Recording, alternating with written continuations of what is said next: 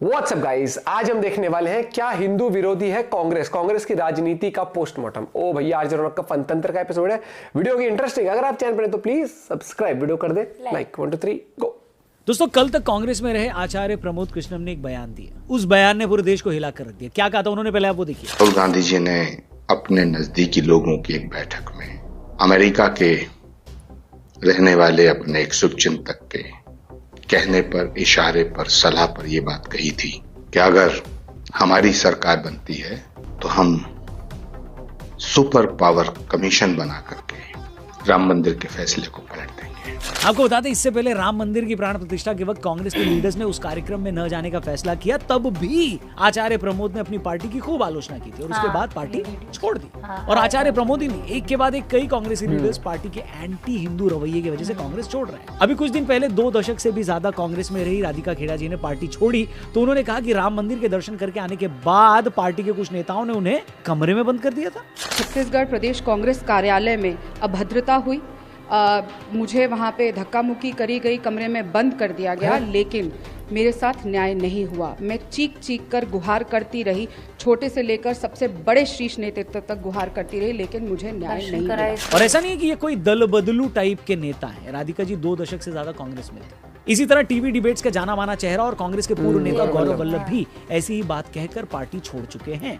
उन्होंने बोला था कि जिस तरह पार्टी में आए दिन सनातन का अपमान हो रहा था, सनातन का अपमान करने वालों के खिलाफ चुप रहने के लिए कहा जा रहा था, जिस तरह पार्टी ने प्राण प्रतिष्ठा कार्यक्रम के दौरान अयोध्या न जाकर प्रभु श्री राम का अपमान किया, ये सब मुझसे नहीं देखा गया, इसलिए मैं पार्टी छोड़ रहा हूँ। आपको नहीं लगा जब पार्टी ने राम मंदिर के निमंत्रण को अस्वीकार किया, प्राण प्रतिष्ठा को, उसके बाद आपने मुझे कभी टीवी शो में देखा, कोई प्रेस कॉन्फ्रेंस करते देखा? मैंने प्रयास किया कांग्रेस के हर बड़े नेता को इस बारे में अपनी भावनाओं को अवगत कराने का। राधिका जी और आचार्य प्रमोद भी कोई मामूली नेता नहीं थे। इनफैक्ट बहुत सारे लोग तो उन्हें टीवी पर कांग्रेस का सबसे दमदार चेहरा मानते। उनकी तो पहचान ही इस बात से थी कि वो ज्यादातर बीजेपी प्रवक्ताओं की बोलती बंद करवा देते थे। वो कांग्रेस के टिकट पर चुनाव भी लड़ चुके थे। अगर उन जैसा नेता भी पार्टी नेताओं पर भगवान राम के अपमान की बात करता है तो क्या इसे टाला जाए या नहीं टाला जाए, आप बताइए। अब सवाल ये है कि अगर आचार्य प्रमोद झूठ बोल रहे हैं कि राहुल गांधी राम मंदिर के फैसले को पलट देंगे, तो कांग्रेस पार्टी इतना बड़ा झूठ बोलने पर आचार्य प्रमोद पर केस क्यों नहीं करती? क्या वजह है कि अब तक राहुल गांधी की तरफ से इसका खंडन नहीं आया? अगर ये कहा जा रहा है कि राम मंदिर की प्राण प्रतिष्ठा के बाद अब तक गांधी परिवार का कोई नेता दर्शन करने नहीं गया, तो ये भी झूठ नहीं। अगर आप लोग के पास कोई विजुअल है तो दिखाइए। और ऐसा भी नहीं है कि एंटी राम या एंटी हिंदू स्टैंड लेने का कोई ये पहला मामला है। अगर आप पिछले 20 सालों पर ही नजर डालें तो ऐसे 20 एग्जाम्पल्स मिल जाएंगे आपको। इनफैक्ट कुछ देर में हम आपको एक एक करके ऐसे बयान दिखाएंगे और सुनाएंगे, और आप उनको देखने के बाद ये सोचने पर मजबूर हो जाएंगे कि कैसे एक पार्टी सिर्फ अपने वोट बैंक को इंप्रेस करने के चक्कर में एक साइड को आतंकवादी साबित करने पर तुली है, और जो सचमुच ऐसी सोच रखते हैं उन्हें बेचारा बोलती है। मगर हिंदू आतंकवाद का झूठ। दोस्तों, ये बात है साल 2010 की। राहुल गांधी भारत आए अमेरिकी ग्रुप के कुछ नेताओं से मिल रहे थे। उनमें उस वक्त भारत में अमेरिका के राजदूत टिमोथी रोमर भी थे। राहुल गांधी ने उस वक्त अमेरिकी राजदूत को कहा कि भारत को लश्कर ए तैयबा जैसे आतंकी संगठन के मुकाबले कट्टरपंथी हिंदू संगठनों से ज्यादा खतरा है। और ये बात राहुल गांधी ने उस वक्त कही जब पिछले 10 सालों से देश में लगातार कट्टरपंथी इस्लामिक संगठनों की तरफ से हमले हो रहे थे। देश की संसद पर पाकिस्तान से आए लोगों ने हमला किया, मुंबई की ट्रेनों में सीरियल ब्लास्ट हुए, अहमदाबाद में इस्लामिक जिहादियों ने सीरियल ब्लास्ट किए, मुंबई में 26/11 का हमला हुआ। और राहुल गांधी अमेरिकी राजदूत को यह समझा रहे थे कि देश को असली खतरा हिंदू आतंकियों से। और ऐसा नहीं है कि उनकी कोई जबान फिसल गई। इसी साल 2010 में उस वक्त के गृह मंत्री सुशील कुमार शिंदे जयपुर के चिंतन शिविर में उन्होंने कहा कि बीजेपी और संघ के कैंपों में हिंदू आतंकवाद की ट्रेनिंग दी जाती है। ये भारतीय जनता पार्टी हो या आरएसएस के हो, उनकी जो ट्रेनिंग कैंप है वो हिंदू टेररिज्म बढ़ाने का काम देख रहे हैं।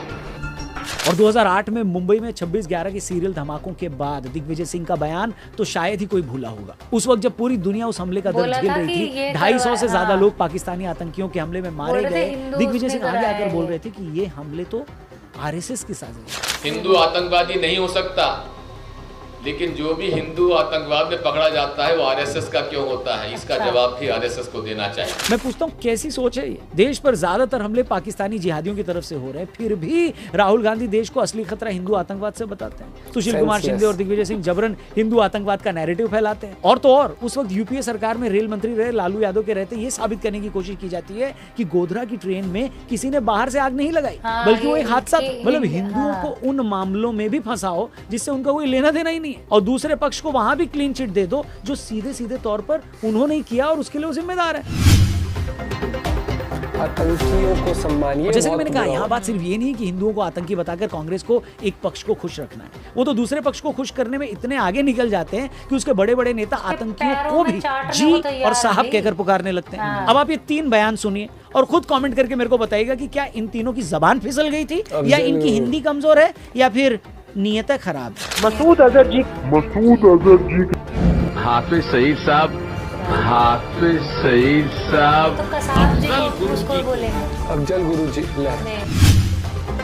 कैसे धर्म ले। दोस्तों, बीजेपी का ये कहना है कि चाहे राम मंदिर का बहिष्कार करने का कांग्रेस का फैसला हो, या बार बार हिंदुओं को आतंकवादी साबित करने का नैरेटिव हो, या दूसरे पक्ष का वोट लेने के लिए बार बार उन्हें पुचकारना हो, इन्हीं सब बातों से बीजेपी आज ये दावा कर रही है कि कांग्रेस अगर सत्ता में आई तो आपसे आपकी दौलत लेकर एक खास माइनॉरिटी को दे देगी। ओबीसी आरक्षण में ओबीसी का हिस्सा छीन कर एक खास धार्मिक वर्ग को उसमें से आरक्षण दे देगी। और तो और कांग्रेस की सहयोगी पार्टी आरजेडी के चीफ लालू यादव से जब इस बारे में पूछा गया तो उन्होंने भी क्या कहा, ये आप खुद सुनिए। आरक्षण दे रहे हैं, ओबीसी का लेकर मुसलमानों को दे रहे हैं।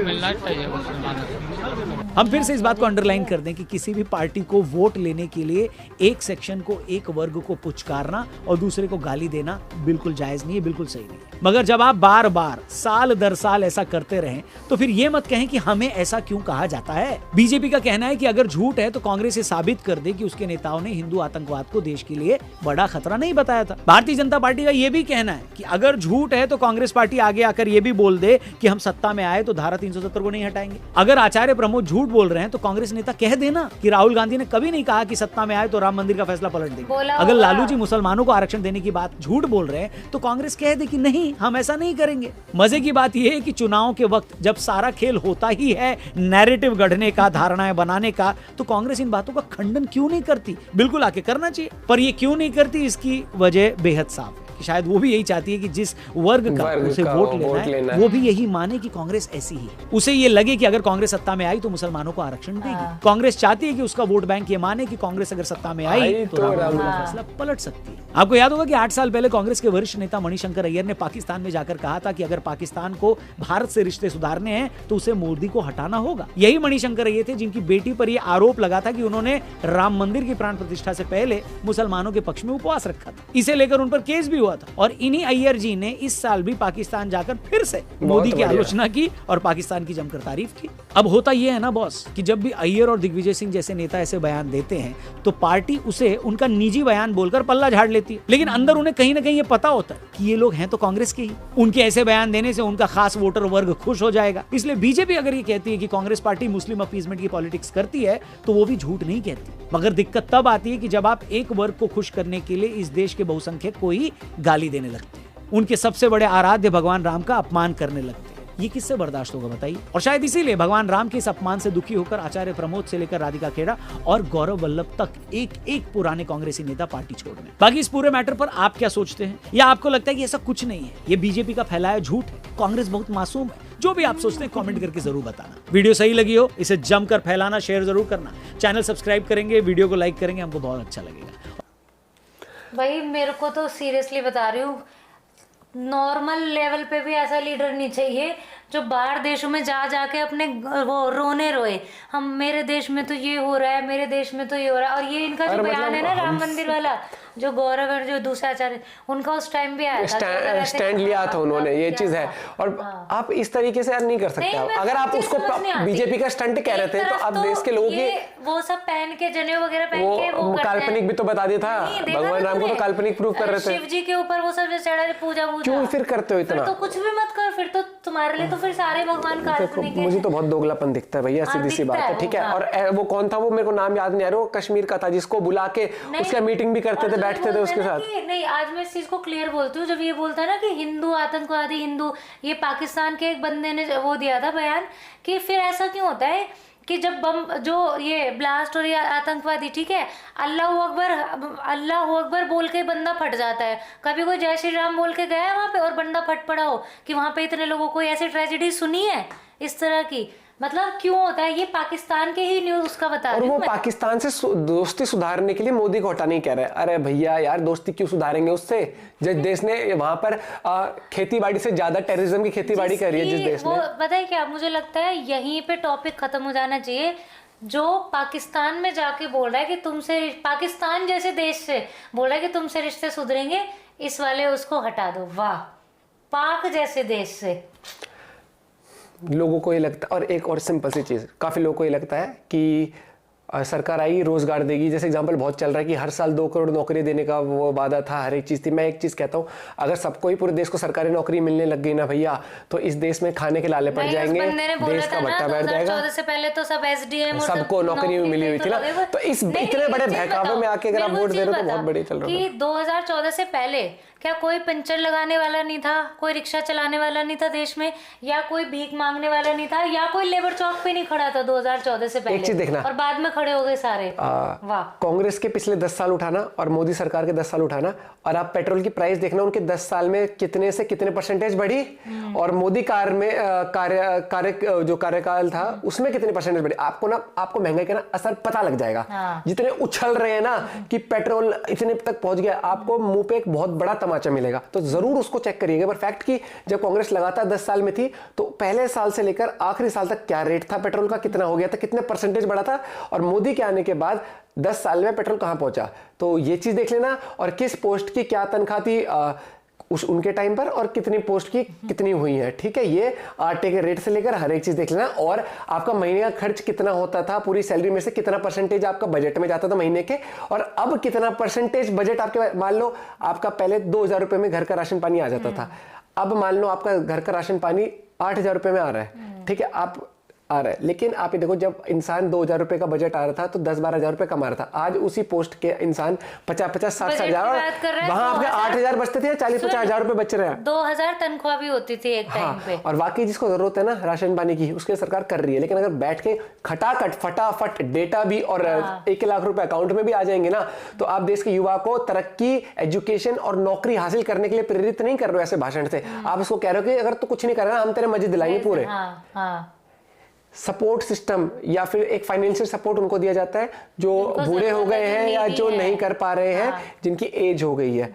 युवा को टारगेट करते हैं। जो देश का आज युवा है फेसबुक चला रहा है, देश का युवा चला रहा है फेसबुक, ठीक है चला रहा है, वो तो लेगा मजे, लेकिन आप उसको खटाखट फटाफट भी दोगे।